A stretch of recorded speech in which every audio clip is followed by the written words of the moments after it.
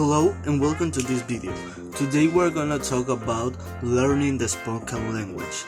Central to this chapter is how the kids uses their own language in class. First, discourse and discourse events. The term discourse is used in two ways in literature. Firstly, to emphasize that it concerns in the use of the language, and the second is in contrast to a sentence when it refers to a piece of the language longer than the sentence. The first sense of discourse is the most important because everyone uses the language to develop a contextualized use. The next point is meaning first. Piagetian and Vygotskian theories sees the kids as active agents.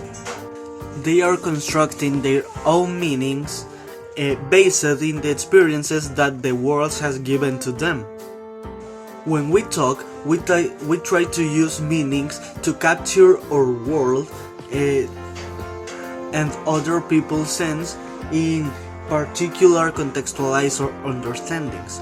But in infants, the language plays a second role, and the affective and emotional things even plays a second role because the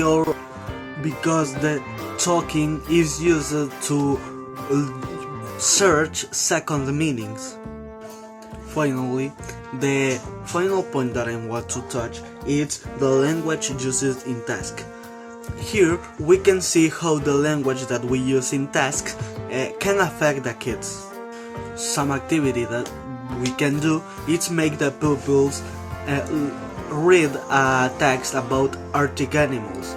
Then when you ask the kids to make a description about our Arctic animals, they are going to use these words and all that things that they have read in the text that we find to them. This shows how the kids can learn another words and take the information just by reading a text, and that's how the language is being developed. In the first years for the children, they have so many difficulties when we want to keep a conversation with another person, formate a completely ideas in current and logical ideas, or for completely present. It's so normal. The children talk with you with incompletely phrases, incompletely words, and another. And now, in this chapter, we can read, we can learn about some methods that can we use for the help children. Help with the conversations, help with the solve, and talk in a foreign language and learn in a foreign language. For example, you can help these children when you have a long conversations with them,